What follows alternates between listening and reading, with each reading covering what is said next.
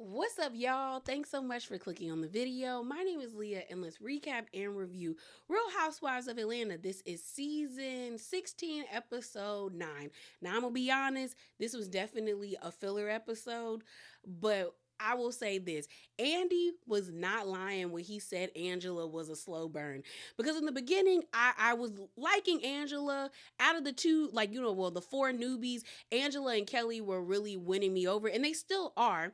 But I was just kind of like, well, Angela feels like another Cynthia. Girl, she is not. When she told that lady, you got mouths on your mouth, the way I squeaked, I was like, oh, I said, Angela, mouths on your mouth? Claps for you. Because we have not had a good sound bite from Real Housewives in Atlanta in a long time since Sheree saying biscuits and bullets for me. Okay? But let's get into this review.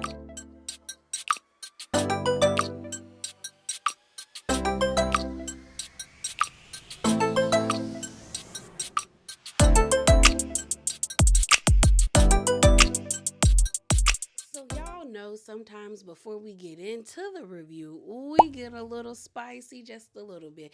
And I don't really have much to talk about. First up, let's talk about the mid-season trailer.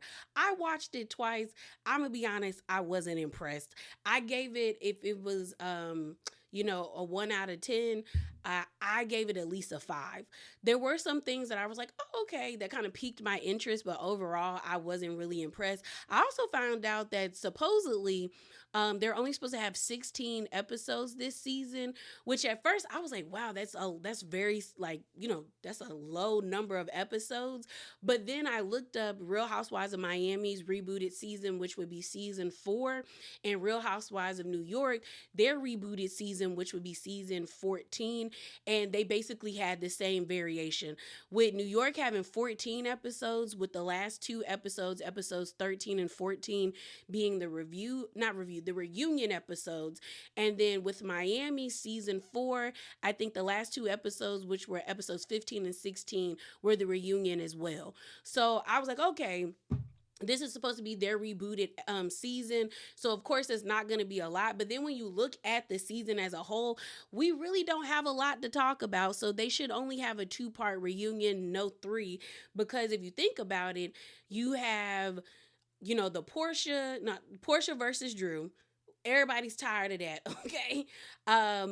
And I don't think Portia is going to harp on it as much as she was probably going to before this season aired, because I can tell, and we'll talk about a tweet that she posted, you can tell that she's feeling the energy and she's noticing that people are tired of her in this whole entire situation.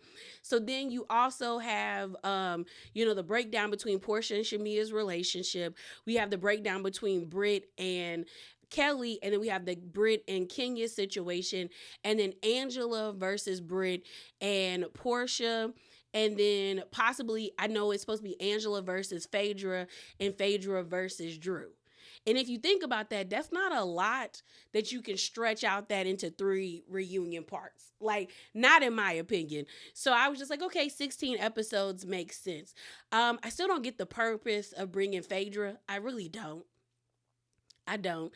Like, she gave us nothing on Married to Medicine. She gave nothing on Real Housewives Ultimate Girls Trip other than faces like, yeah, woo, child. That's all she gave us. Like, I was not impressed by her. So I'm just kind of like, what is she about to give us on here other than being another flunky for Portia? Because I'm not understanding why she would have issues with Angela or Drew, because it doesn't even seem like Drew would even be in it with Phaedra like that.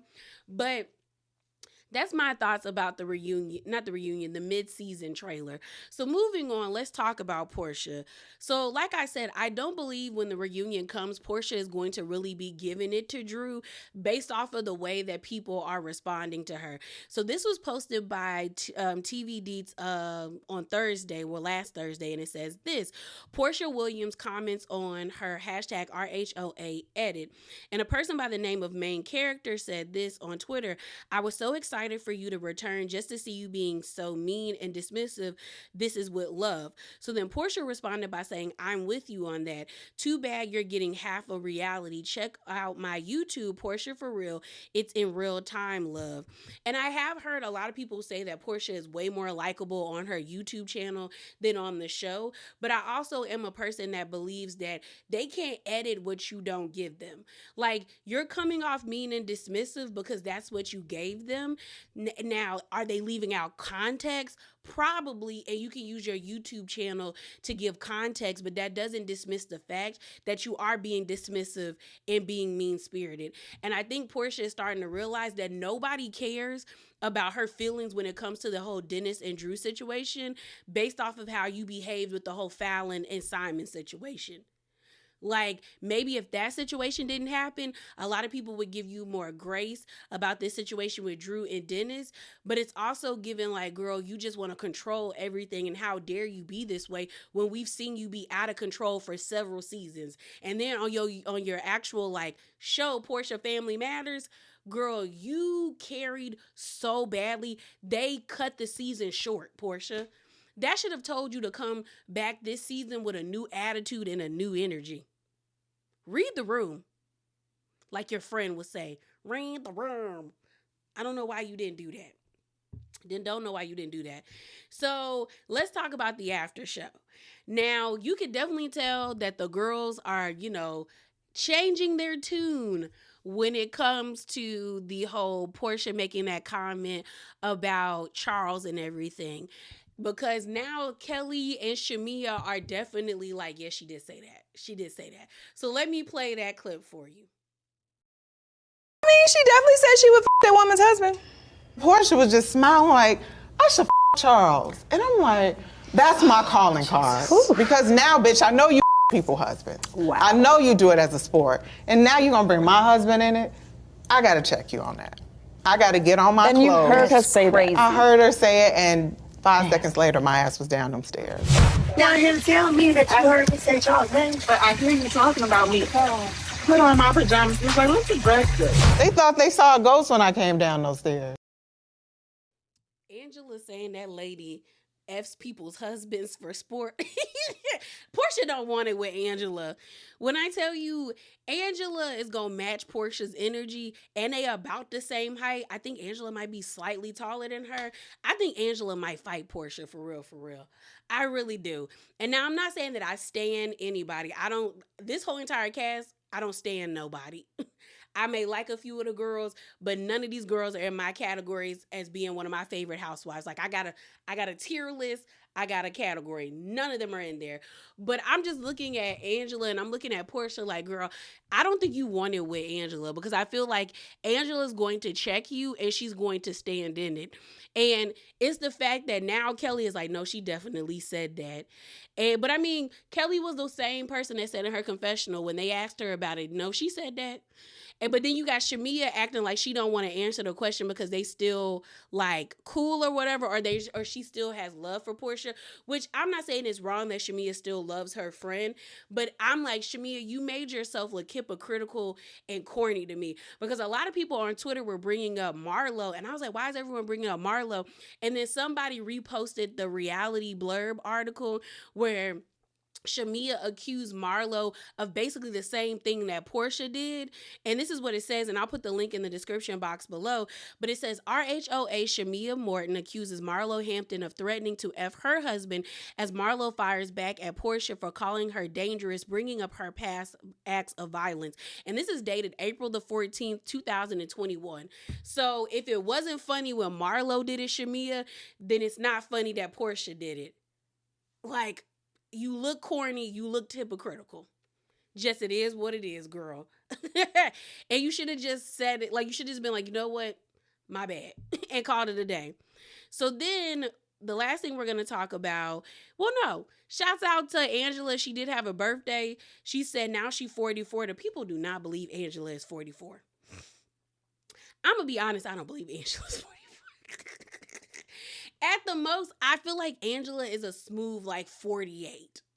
Like she's given a 47, between the ages of 47 and like 52. That's the energy she gives. But I mean, we could all be wrong. Maybe it's just the maturity level when it comes to this group of ladies. Even though, like, she's not even the oldest. The oldest person is Cynthia, and then the rest of the girls are like in their 40s. Britt is the youngest, being I think 36 or 37, but she just gives like she give 48, you know. But happy birthday to Angela. Shouts out to all my Tauruses, okay? My sister's a Taurus. So then the last thing we're going to talk about is Candy. So Candy weighs in on how the season is going this far. So this is coming from Jay's reality blog. It says hashtag Candy Burst weighs in on RHOA season 16. It's different. Obviously, it's different. A lot of times people get used to people that they love, you know. But in order for a show to continue to go on and on and on, you got to get to know new faces and new personalities. I have to say, my girl Shamia, she is bringing it. No, she's not, Candy. I'm not impressed by Shamia. I know a lot of people love them Shamia, but I've told y'all this. Shamia has always been corny to me.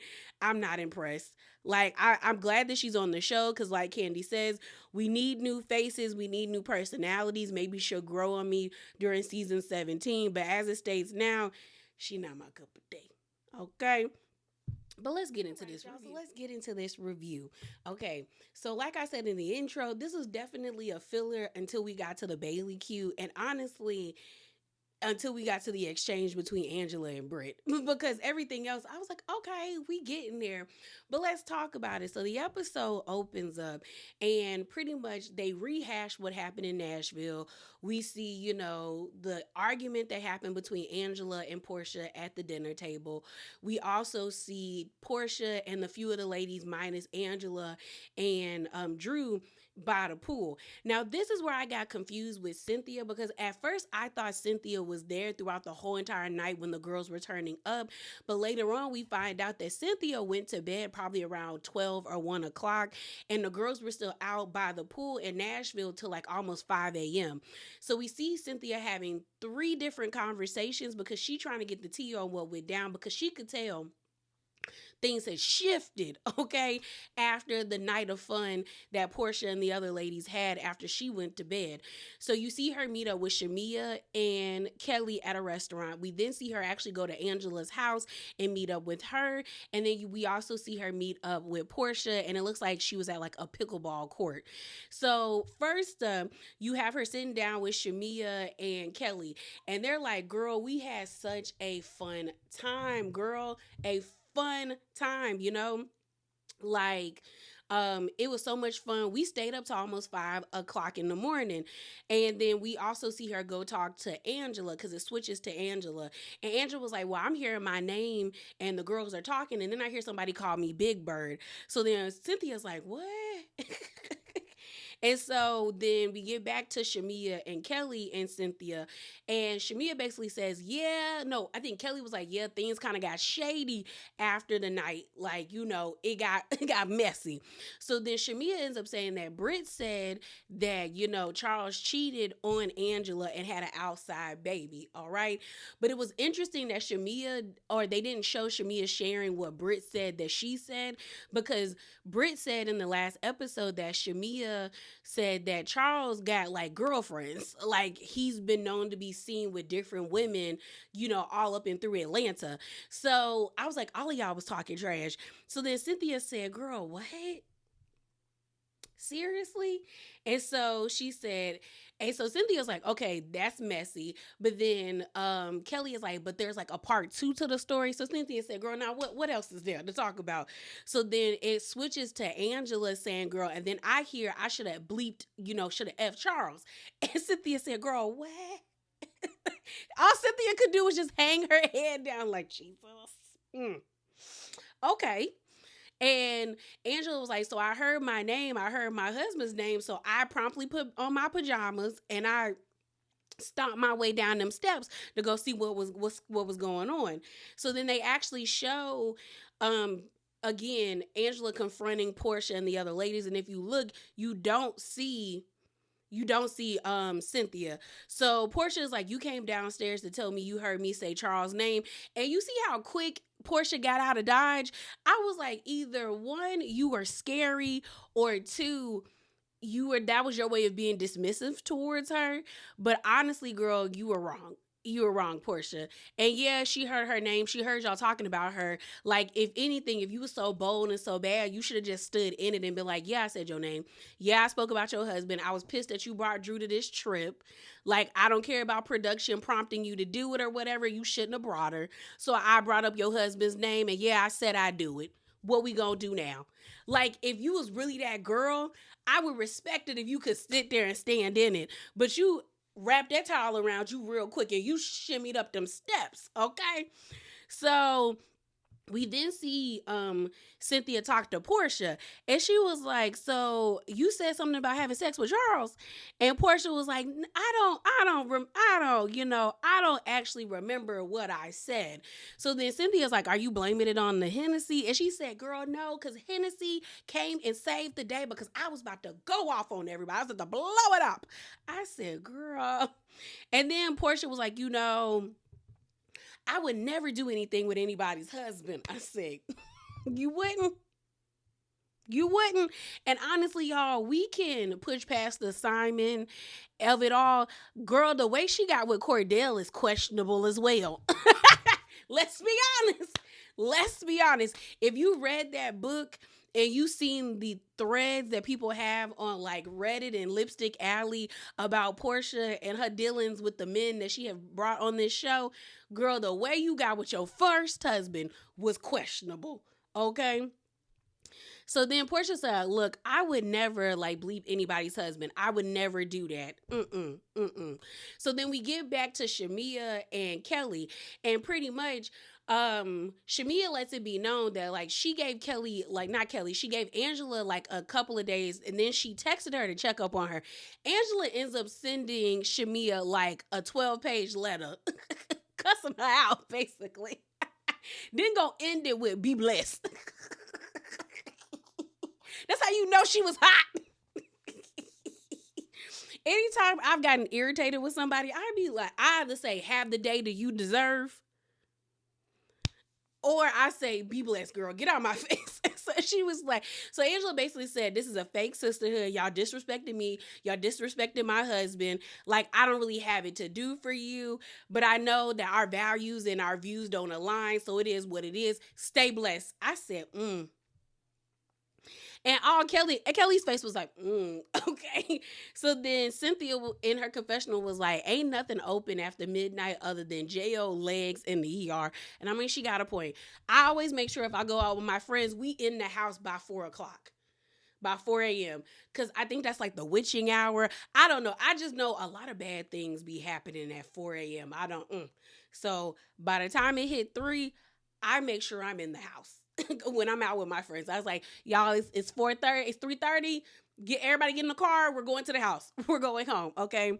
So then Cynthia was like, well, maybe I can bring everybody back together. I want to throw a Bailey Q now that Juneteenth is a federal holiday. I want to throw an event on that day instead of the 4th of July because I think that's normally when Cynthia throws her Bailey Qs. So she was like, everybody's invited, and she's also bringing a prophet. I said, okay, girl. So the next thing we have is Shasha's birthday. So Kelly decided to throw a doggy birthday for her dog. I'm gonna be honest, I've been to a few doggy birthday parties, especially a lot when I was in college because, give us a reason to get drunk, and drink and congregate. But I'm gonna let you know, I've gone to college birthday parties for their dogs that look better than that. First of all, I was like, I don't think it's stupid to have a birthday party for your dog. It's fun. It's whimsical. Have a good time, okay? If you're not going to celebrate your animal, why get one? Yeah, my sister has a dog. Every time it's Rudy's birthday, he get a doggy cake, and, we give him an extra little chicken on the side, little fatty chicken right there. So I'm just like, might as well have a birthday party for the dog. But it just looked like thrown together. It probably would have been better if Kelly would have did this at like somebody's backyard, making it more exclusive. Shasha look a mess. And as someone, like I've told y'all this before, I have a friend that's actually a groomer, and they do, I don't know if I could call her a friend. I'll say an associate. Okay. She's actually actually a groomer and she does do the dyeing, she does a way better job on like the clients that I've seen her have than whoever Kelly is paying $1,000 to do Shasha. Like I said, first of all, putting them eyelashes in her hair, stupid. Stupid. Utterly stupid. The glitter, okay. But I just feel like the color matching is just ugly. Like, I feel like because there was a dog that was there that was red. Like bright red, and then there was another one that was purple. And I was like, those are cute because they're all one color variation. Like, if anything, if Kelly wants her dog to be different, why couldn't you just do an ombre effect?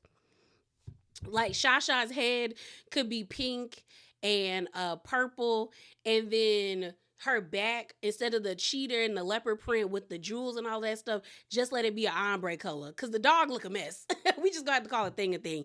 We see Britt pull up, and basically they have a conversation about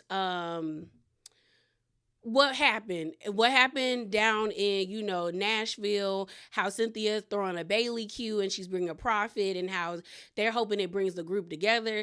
Britt brings up that they are putting her mom's house on the market. So her mom is officially moved in with her and her husband. She's still in a good place with her sister Cher, and she was like, we're going to my dad's house to like pack it up, and I'm hoping my other sister can come. I think a lot of people are confused because some people are like, is Britt the middle child or is she the youngest? But I think Britt is the youngest, Cher is the middle child, and Tiara, the one that we saw on FaceTime, I think she's the oldest, because Britt refers to Tara as her older sister, and she never refers to Cher, however you say that lady's name. She never refers to her as her younger sister or her little sister. So I do think Britt is the youngest. So she was like, ever since the whole Kenya thing, Cher has really been there for me. Life may bring you a storm, but the rain, I don't know, sunshine come in the morning, pretty much. But I was like, okay, girl. Okay. So there's that for them. All right, y'all. I had to take my glasses off. They were giving me a headache. That lets me know it was time. That is something that people don't talk about that wear glasses. Like, at some point, your eyes get like fatigued and annoyed to the point where you just have to take your glasses off and you just can't see for a while. So that's what I'm gonna be doing. So pretty much the next scene we see is of Portia going to her mom's house and gifting Pilar a Pomeranian puppy. Pilar ends up naming the dog Peanut Butter, which I thought was cute.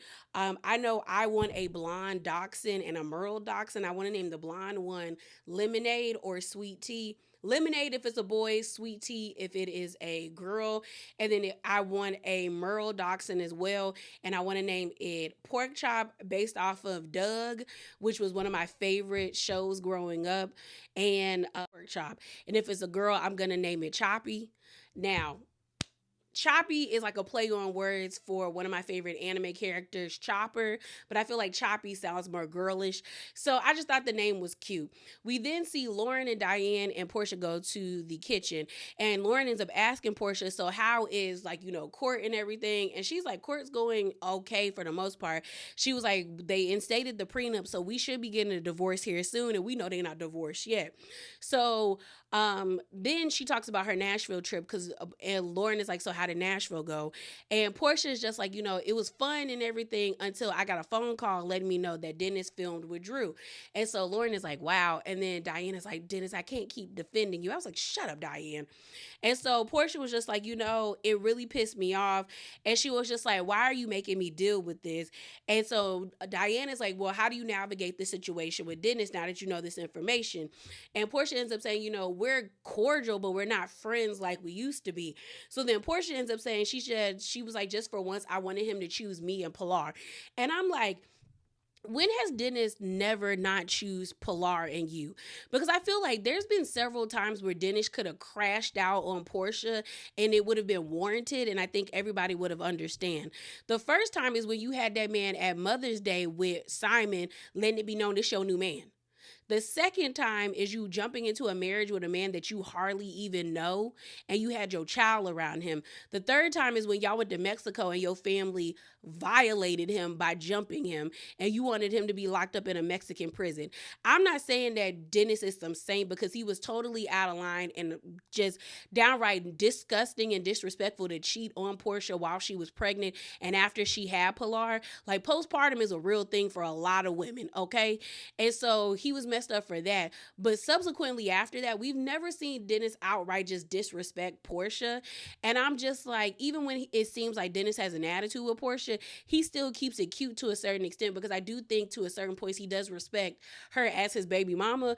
But I'm just looking at Portia like, girl, when have we not seen Dennis choose you in Pilar? Like, honestly, Dennis doesn't owe Portia anything other than being an active father in his daughter's life and paying child support if he's on child support. It's the nerve and the audacity of Portia to think that anybody owes her anything when she does not reciprocate the same loyalty or respect. So she then starts talking about Angela. So she says, I wasn't having a good time after that, but then Lauren number 2, and that's what she calls Cynthia, came and told me to, like, get it together. Let's go outside and have some fun.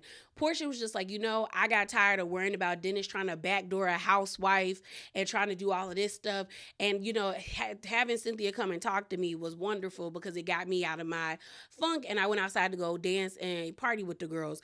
She said, next thing you know, I hear somebody coming, stomping down the stairs, and it's Angela. And she was like, I was saying Charles' name, but I was mimicking Netta, like, Charles, your lunch is ready. And so she ends up asking me, like, girl, I heard you say something about my husband. And then Portia was like, she said I said something about her husband, or I'll do something to her husband, but I don't really remember all of that. So I said, see, Portia, you're lying. And the fact that Diane and Lauren are not calling her out on this is crazy to me, because I feel like I can't just blatantly lie to my family and them not check me on it, or them be like, Leah, that doesn't make any sense. Like, what are you talking about? And I feel like they allow Portia to get away with that, and I don't understand why. Because as Portia was telling the story, and even if I didn't have backstory, I would think that Portia was lying or omitting things from the story just to make herself look good. So then she ends up saying, I did not call her Big Bird, because she brings up saying that somebody called her Big Bird down at the pool. Portia first lies and says she didn't call her Big Bird. And then next thing you know, when she's not in her confessional, she says to her mom and her sister, yeah, I called her Big Bird. Am I not allowed to be petty? Like, give me that. And so we end up seeing Lauren say, well, I said I give you a year to be on one, and then we move accordingly. And I'm just like, when is your sister never not on one, Lauren? Okay. So then we get this scene of Portia, and we're still at Diane's house. And basically, they're welcoming an au pair. And if you don't know what that is, it's like a lived-in nanny. And I thought it was interesting because I did see some people online saying that in South Africa, because this is where this lady is from, au pairs are basically nannies. Not all of them live with people, but I think in the States, people who get an au pair, they're lived in nannies. But she was like, in the States, most au pairs, they pick up children for after school events because they have like a lot of extracurricular things out there in South Africa. So Portia's like, I'm excited for her to come. And then we see Dennis come to the house so he can meet the lady as well, because we later on find out that she's going to be going between Dennis and Portia's house. We also see Portia and Dennis in a confessional together. And I said, Ralph got a confessional, Dennis gets to be a part of the confessionals, but y'all couldn't give Kenya one. Disrespectful. Okay. So they're sitting in the confessional together, and pretty much Dennis is trying to figure out, like, what is an au pair?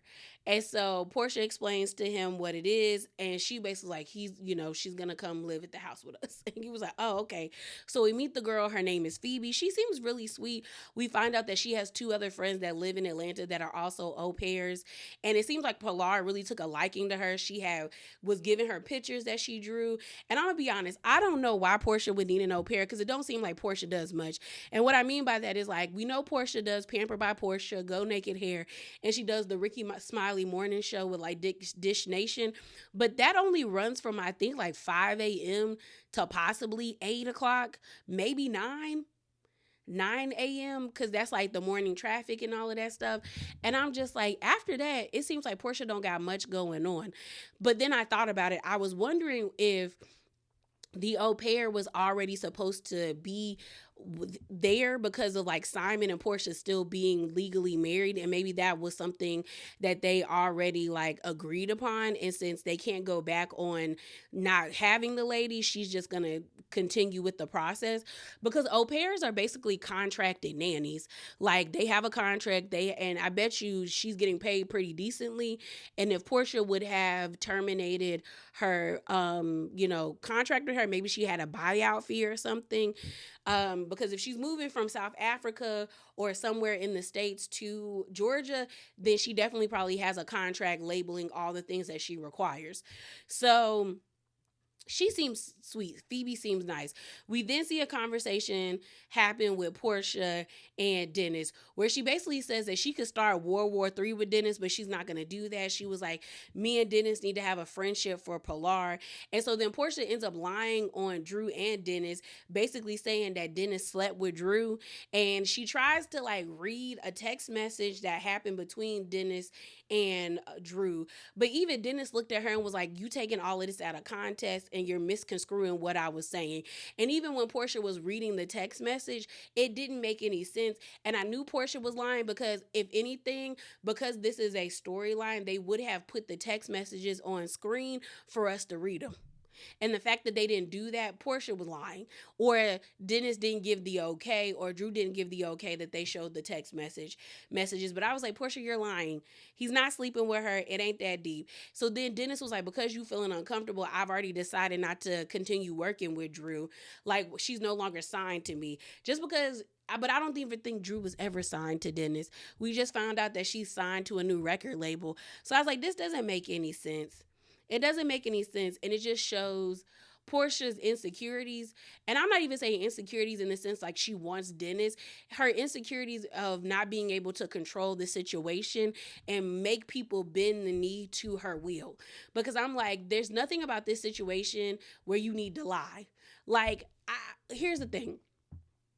Do I think Drew is moving like a snake? Yeah, I do. Setting up go naked photo shoots, meeting up with Dennis, and not being truthful about what's happening. That is snake behavior, and I do think it would make anybody look at you sideways or with the squint eyes like, okay. But I feel like because we've seen Portia do whatever she wants, whenever she wants, nobody really cares. And we can all tell that it just seems like Drew is genuinely just working on her music. Then you also have the other theories that are out there about Portia, where it's like, girl, it seems like you already knew about this and you were okay with Portia, with Drew working with Dennis Portia, but until you came back to the show and found out that you and Simon were no good and that man was stopping your bag and everything you were trying to do, now all of a sudden you don't want to focus on talking about Simon. You want to talk about Dennis and Drew, and it's not really making sense to a lot of people. So we then get this scene with Shamia, and she's going back to the surrogacy center to meet up with Shadina. We find out that her and Gerald are still in the process of finding a surrogate to house their third child. We end up meeting this lady named Asha. We see a FaceTime with Shadina, Gerald, Asha, and Shamia. They're asking her if she's ready. She's like, she is. We also find out that Asha has children herself. On top of that, she has to be transparent about if she's dating somebody, which is important because you could get an STD. That person could be toxic. Like, you need to be honest about these things. And Shadina basically says on paper she is wonderful and she is great, but we have to go through the legal process. Once we go through legal and everything checks out, then you are free to, ask for her to house your baby, and if she's down for it, y'all match made in heaven. What else did she say? I'm trying to be real nice at how I speak about this, but I'm gonna be honest. I'm over Shamia talking about this surrogacy storyline because something about it is starting to make me feel uncomfortable. Because you can see the desperation when it comes to Shamia and Gerald, and I'm like, when people get desperate, they start to do stupid stuff or dangerous things. And I think I would have been okay if the person didn't look like Asha. And what I mean by that is Asha looks like she is in some financial strengths, if I'm being honest. Whereas Shadina doesn't look like she needs to do this for some money. It gives that like she wants to do this. She likes being pregnant and she wants to give this to a family. Asha is giving that like her and her kids really need the money. And that is concerning to me. And I started to change my viewpoint on surrogacy like a couple of years ago. Now, I don't think it's a wrong thing to do, but I do think it needs to be governmentally regulated, because there are some people that are doing some nefarious things when it comes to surrogacy. And I think in January, there was a house in Georgia, not in the state of Georgia, but the country Georgia, that was raided by the Thai police because they had pretty much bamboozled at least 30 Thai women to come to Georgia in the hopes of being surrogates and getting $17,000. Now, that is not a lot in America, but in Thailand, that amount of money can be life-changing, especially to girls that have never grown up with anything. And I'll put the link to this article in the description box below that I'm talking about. But I saw on TikTok a news video about them raiding this house, and pretty much what happened was they lied to these women on Facebook, telling them that like, hey, come to Georgia, we'll give you, money, we'll house you, food, rent, all of that stuff. You don't got to worry about your rent, you don't got to worry about anything, we got you. You just have to agree to be somebody's surrogate. The lady gets to the house, they confiscate her passport, they shove her in a house full of 30 women, and next thing you know, they're not getting pregnant, they're pretty much harvesting these ladies' eggs. And it was painful. Like, egg retrieval is painful. And so the lady who's the story that I'll put the link in the description box below, she pretty much got free. Like, she found a way to escape, got back to Thailand, and told the government about it, and they were able to set up an operation to raid the house and set these women free. And what boiled down to it, it was like two other women got free as well to corroborate this lady's story, and they said that it was like linked to some Chinese syndicate that was trying to like harvest like just some crazy stuff. Okay, they were basically harvesting these ladies' eggs so that they could sell them to women whose eggs were defective or not viable. And so I'm just like, the more they talk about this surrogacy situation, I get a little bit uncomfortable, because I'm just kind of like, Shamia, clearly you don't have the mental capacity to have a child. And what I mean by that is Shamia constantly saying, I just want a healthy baby, lets me know that you still haven't reconciled with the fact that Shiloh is not what you expected her to be. You may love her, but dealing with all the things that you're dealing with is a lot. And I'm not taking that away from you. And I'm not saying that it's not wrong to be feeling these feelings, but you can definitely tell that you have not really accepted the position and what really happened. And that's a hard pill to swallow. Take it from me, who has had some life-altering things happen to, where I'm just like, damn, what I do now. And it has been a struggle for me to regroup and reevaluate where I want my life to be and how I'm going to move forward. So I can only imagine if I was having a baby that was supposed to be healthy, and then next thing you know, the surrogate gets cancer, and then my baby is born premature, and I'm dealing with all of these medical bills, my child not being extremely healthy. That's taxing. But you can tell that they're not ready for another baby, and I don't get why they keep pushing it, because I think ultimately if that child comes out sick, y'all gonna be mad at yourselves. Next thing we have is of Charles and Angela. We find out that Charles is a workout coach. It seems that he might be a part of like a fitness brand or something. Angela's like, he's like a drill sergeant. That's why I don't like working out with people. I want to work out at my own pace. You start yelling at me, I start shutting down. So then Angela's like, I need to tell you about what happened in Nashville. And she was like, I tried to call you. And he was like, well, girl, you knew I was in Florida. Like, you, what you want me to do? Which, Angela, you lied because you said that you were on the phone with Charles and then you came downstairs, but Charles was letting it be known that you couldn't get through to him, and you letting it be known you couldn't get through to them. So she basically tells Charles that her and Portia got into it because she invited Drew to Nashville, and Charles was like, "Why would you do that? That don't make no sense." And she was like, "Well, I thought I could be a mediator," and he was like, "For what?" Finding out that Charles is a Sagittarius makes so much more sense. Because at first I thought Charles was a Capricorn man, and as a Capricorn myself, I was like, he definitely is giving unhinged Capricorn man. But no, he's a Sagittarius. I think his birthday is like December the 18th or the 19th, and I said, "Oh Lord." But he basically was like, "Yeah, why would you do that?" So then she was just like, Angela says in her confessional, she was like, Charles is always playing devil's advocate, and he was like, she said, normally I ask Charles how, like, about certain situations, so he prepares me for what the haters are gonna say, because he rarely is he on my side, which I was like, girl, that would irritate me. You always gonna be on my side, okay? So she ends up explaining that, Portia told her to kiss her ass, and Charles said, "Well, you probably kind of deserve that for inviting Drew." And she's like, "Okay, stay on that Portia train, stay on that Portia train." So then it's bedtime, it's time to go to sleep. The girls stay by the pool, and then next thing you know, I hear a bunch of screaming and laughing, and they start bringing your name up. Shamia said something about you messing with somebody in New York, having some girl in New York and stuff like that. And then, excuse me, and then Charles is like, "Well, I don't, why do you care?" And then she's like, so then I end up hearing Portia say, and I can F Charles, basically saying that you are so easy to be passed around. So Charles is like, "I'm not." And Portia got a big mouth, and she basically was like, she was like, me, I got up out the bed and I went all the way downstairs to confront her. And mind you, the moment she saw me, she got out of Dodge. Like, she politely walked all the way out. Like, she didn't say nothing to me or nothing.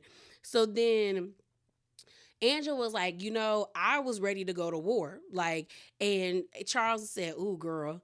He was like, "Don't show them you." He was like, "Show them the Southwest Chicago." And my thing about it is I'm looking at Portia like, I don't know why you keep messing with Angela, more specifically Charles, because this is the second time you have mentioned Charles's name. The first time you were saying that you heard stuff about him on the streets. Now you saying you gonna mess with him, and then the rest of the ladies are joining in. Like, Charles gives, like, it doesn't matter if you are straight, gay, a man, a woman, non-binary, whatever, he will cuss you out. And I feel like him saying Portia got a big mouth and telling Angela to handle it is his way of telling her, "Girl, you better handle it for I handle it." And at this point, Portia, if that grown man cusses you out, hey. But because the fact that Charles was hanging out with Patricia Thomas, girl, for a fact Peter didn't have no problem cussing the girls out, and Charles he has no problem cussing you out, Portia. So tread lightly on that old man. Next thing we have is of Britt and her family. We see her at her father and her mom's house. They're packing up. It looks like it was like the last minute packing, because most of the house looked bare to me. We actually see her grandmother there as well, and we see Shar there, the sister we already met. And as they're packing up, you can tell that they're getting emotional. Britt says, "This is really like bittersweet, and like, this just kind of feels weird." You can tell that both Shar and Britt don't really want their mom to sell the house, but you can see it's more so Shar that doesn't want her mom to sell the house, because she was like, "Why can't we just have a place that we call home that we can come back to?" Britt ends up talking about how, like, my sister really leans on my mom. Her, my nephews love coming to this house. Like, my mom has been like a rock for my sister Shar, and I do think she feels kind of like some type of way about my mom wanting to sell this house. But my mom is kind of like, "I don't want to be here anymore," because later on we end up finding out that the dad died in 2015, but they got the house built in 2014, so it's supposed to be a home for the both of them. So I could understand her not wanting to live there anymore, because it's like, well, girl, this was supposed to be the house for me and my husband, and now he's gone. We also find out that the two of them, the mom and the dad, had been together since they were 17. And so Shar makes a joke. She was like, well, I know, you was with daddy for 17 years and you want to do some hoeing. We understand. We understand. But do you really have to sell this house? And she was like, yeah, girl, I do. So then we see them like transition to the kitchen.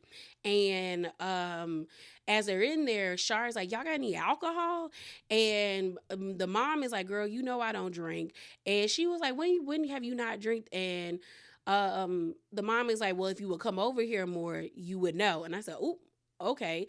So then as Shar is like packing up more stuff in the kitchen, she ends up saying something like, I can't believe you are about to sell all of daddy's like hard work. And so then the mom was like, girl, you can't tell me what I can do with what with my money and with this house. This is my house. Because she was like, Shar is like the nerve of you to do this to daddy. And then the mom gets pissed and she was like, well, your father left me. And Shar's like, he died. And I was like, yeah, lady, he dead. Girl, what? Like, I don't think he chose to die. So I'm like, okay. So then they kind of start going back and forth arguing. Britt hops in and she was like, can y'all stop? Can we not do this? Can we not argue? Like, can we not argue? Can we not get to arguing? So then Britt ends up saying that her dad was pretty much basically the buffer between her and her mom. Like, whenever the mom and Shar would get into it, the dad would normally take Shar's side or ease it over with his wife. And now that the dad isn't there, it kind of like made people kind of drift apart. And it seems like they all kind of went to their perspective corners after the dad died, because it seems like he was the glue to the family. Like, he kept everybody together and kept things going, which is unfortunate. So then we end up seeing Tara or Tiara, their older sister. She calls her Britt. No, I think Britt calls her on FaceTime. It looked like the lady was in Walmart. I was like, I know that background. And so she was just like, I'm sorry I couldn't be there today. It was just like, But she was like, that doesn't mean I don't love and like support y'all. Like, I got y'all back or something like that. And so, no, Shar is like, you love us. And Tiara's like, yeah, I love y'all. Like, what are you talking about? And she was like, well, like, why aren't you here? And then she was like, we all deal with grief differently. And she was like, well, I've been grieving too. Don't shut me out. It's not okay. And I was like, girl. And so Britt is like trying to console Shar, and she's like, it's not okay. It's not okay. So then Britt lets it be known that since their daddy passed away, Shar has been an emotional wreck. So she was like, Shar was the one that took it the hardest. And she said Tiara kind of just distanced herself from the family. So then Britt starts crying, the mom starts crying, and then you see the grandmother end up saying, like, y'all got to get y'all relationship together. We have a good God that lives upstairs, and like, he takes care of everything. And they kind of just like accept what the grandmother is saying. I'm gonna be honest, they all need therapy. They need therapy, because I would have hung up the phone on Shar if she would have got to carrying on my phone like that. I'm sorry. Like, I understand grief hits differently. My grandmother, in June, it will be almost 3 years since she passed away. My granny, that was my girl right there. And from time to time, I do think about her. I get emotional. I cry. But I feel like I know how to regulate my emotions. I will definitely like go for a walk and cry it out. Take a shower, cry it out in the shower, journal my feelings. But I don't think I've ever like freaked out to that extent. And I do feel like when the older sister was like, we all grieve differently, I think that was her way of telling her sister, I love you, but the way that you behave and you grieve is too much. And if that is how Shar acts on a consistent basis, I would not, like, I'd have to take her in small doses. Because when I watched the episode the first time, because y'all know I watch it twice, like, I got so like, like when you cringe and it kind of makes you like your back tense up. That's how I reacted to her screaming on that phone, because I was just like, girl. And I know I saw some people say that they thought they were acting. I do not believe that they're acting. Shar does not seem like she's an unbelievable actress. The mama doesn't seem that way either. It's definitely given that like y'all are emotionally dysfunctional and somebody needs to go sit down. There needs to be some family counseling. Family counseling is now time for the Bailey Q. And I just want to say this. what Shamia had on was tacky. Somebody tried to argue me about my opinion on Twitter because I said Shamia looked a mess. Then they tried to ask me if I was black. Now, mind you, my profile on Twitter is my Halloween costume, visibly black. Then the person tried to ask me, am I African American? I said, yeah, and I'm born and raised in the South, and I still think it looks tacky. So then they were like, you could just be using some random black lady's picture. I said, I'm not.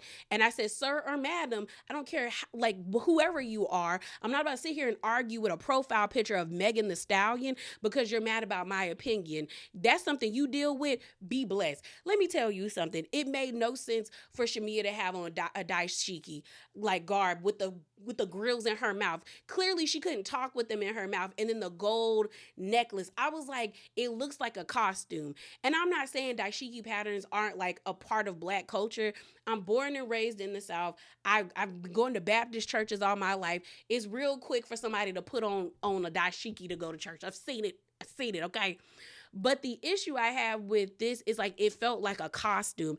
It didn't make any sense. And shouts out to this Twitter user. Let me see if I can find it. Person was really trying to argue with me, and I was about to say, argue with your mama. Go play in traffic. Leave me alone. Okay. So shouts out to this person by the name of Old Neo Soul saying, I'm still confused by Shamia wearing West African kente print from, and then it was like 3 different countries. And I'm be honest, I don't know the flags that like the which flag is associated with which country.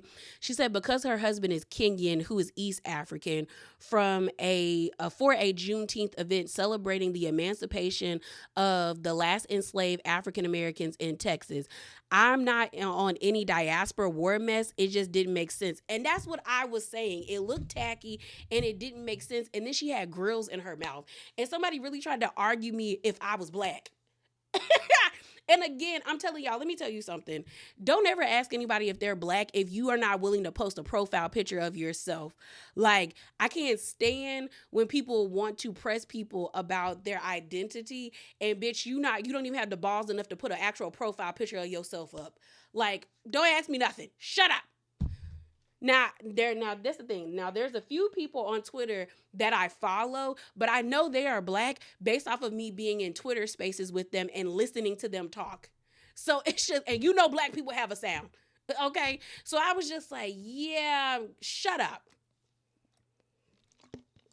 So they have the prophet there. I'm going to be honest, I wasn't paying attention to any of this.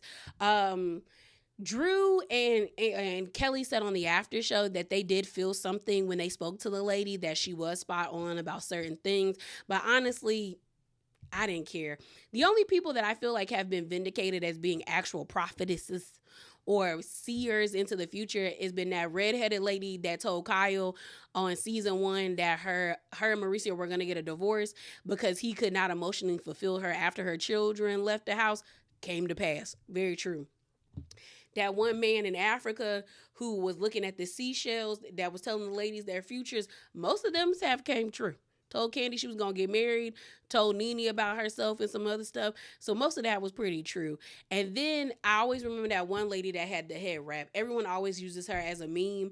So my bad, y'all. Those are the only 3 people that I kind of was like, credibility, and I'm not the type of person that's that skeptical about that stuff, because I do believe that there are some people who do have that ability, but that lady wasn't doing it for me, and maybe it wasn't for me because she wasn't speaking to me. So we see the confrontation between Britt and Angela. So they're sitting down. Kelly ends up asking Angela, so how have you been? Angela's like, I've been good. I came here for some good positive energy, the positive vibes. And so Britt starts with Angela by saying, you get what you put out there pretty much. And so Angela's like, Britt, what's this energy you have for me? Because I thought we was good. And so Britt basically was like, do you not understand the words that are coming out of my mouth? Like, do you not get it? Do you not get it? And I'm like, girl, stop using other people's catchphrases. Use something else. So then Angela's like, Britt, calm down. Like, calm down. And yes, I can hear all the stuff that's coming out your big ass mouth. I understand you.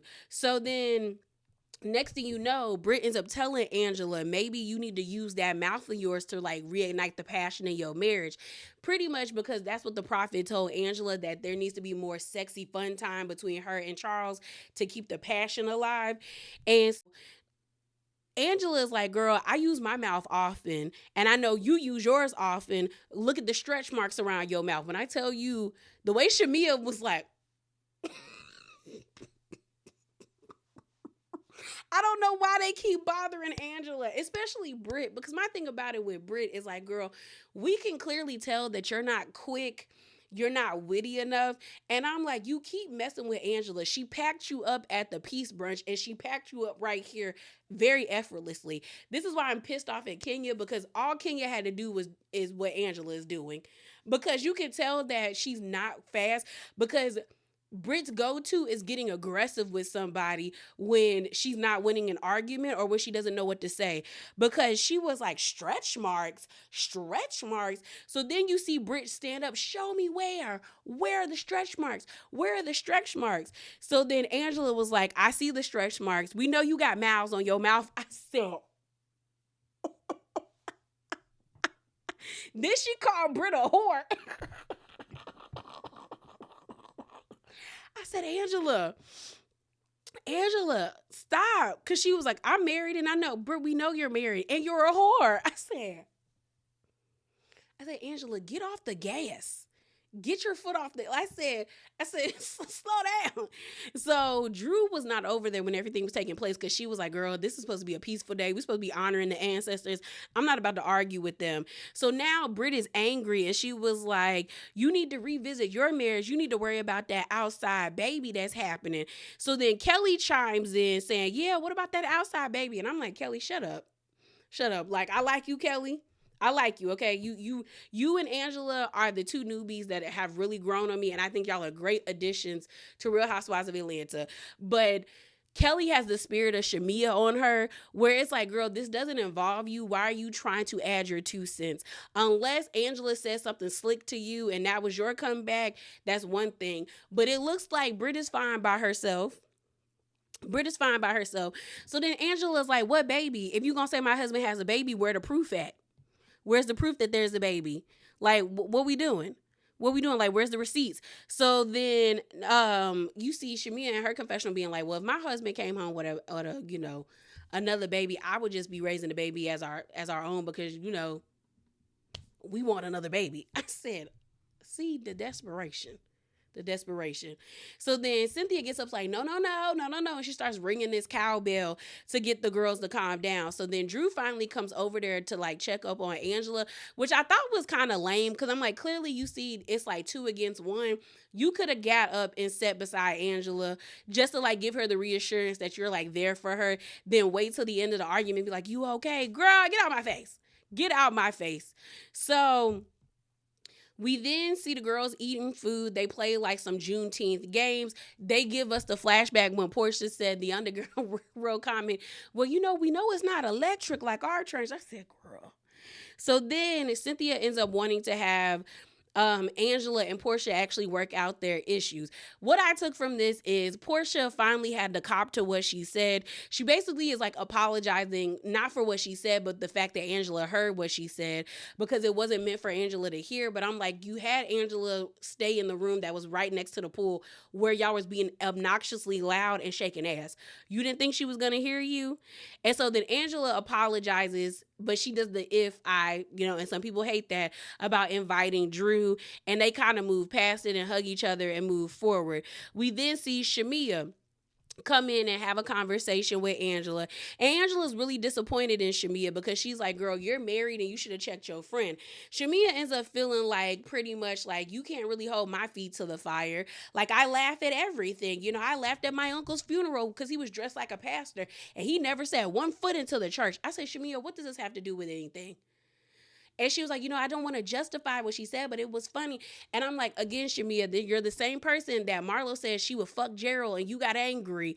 And this lady right here is saying that she's pissed off that Portia said the same thing and you don't get it, it would have cost you nothing just to say, you know what, I'm sorry that I laughed. I shouldn't have laughed. What she said was disrespectful. I was drunk. We was having a good time. I should have said something. I should have checked her. But the fact that you can't do that, you're forever always going to have the label of a lapdog, Shamia, because again, it would have cost you nothing to just say, yeah, my friend was pretty messed up for that. Especially now that we know that you were pissed off at Marlo for saying the same thing. So not only are you corny, you're hypocritical.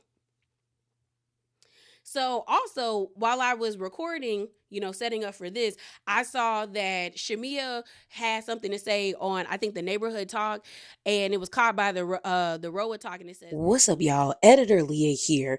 So I was going to read just Shamia's comment, but while I was editing the video, I found out that All True Tea updated the interaction. So this interaction took place on the neighborhood talks page, but then All True Tea found out that Angela actually responded to Shamia.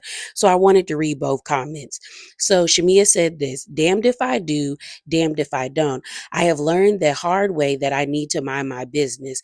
I apologize about laughing and my part in it. That's not my fight. If at Angela Oakley 34 can forgive the person that actually said it, then surely my laughter can slash should be forgiven. I've never said that it was okay for her to say that. Furthermore, I don't have to publicly chastise people. I can hold them accountable privately. Bottom line, she's a grown woman, not my problem, not my fight." Yet again, you were still pissed when Marlo said what she said, which was practically and is practically the same thing Portia said. So Angela responded and she said, "Ask Shamia Morton, if my memory serves me correctly, you did not apologize for your part until Portia's event, which I accepted. At the Bailey Q, you actually doubled down and said that you didn't see anything wrong with your response, bringing up jokes about your uncle. Hence the end of the conversation. It's actually okay. I misjudged and had a higher expectation of you. Again, I move different with my friends. It's perfectly fine. I now understand." Y'all need to leave Angela alone. But Angela basically is over Shamia at this point. I will say Shamia does have a point. If you can forgive the person that said it, why can't you forgive her? But I think Angela feels some type of way because they already had issues before, you calling her LaToya Jackson, the 99 knows, her calling you Flavor Flav, the greatest hype woman, man of all time, and y'all arguing it out and going at each other, that I think she thought with the olive branch, y'all were really truly turning a new leaf, but your behavior is showing that it's not. I feel like that's where Angela is coming from. But I do get Shamia saying, like, well, you forgave Portia. Why can't you forgive me? And she the one that said it. We also see Britt and Kelly have a conversation where Britt says, she's just upset about the things happening in her marriage. Okay, girl. All right. And then we end up seeing the girls take pictures and Kelly taking shots again with no hands. She freaked out. But yeah, y'all, that is it. That is all. As always, remember to be bravely authentic. Definitely hop down in them comments below and subscribe. And I'm out, y'all. Deuces.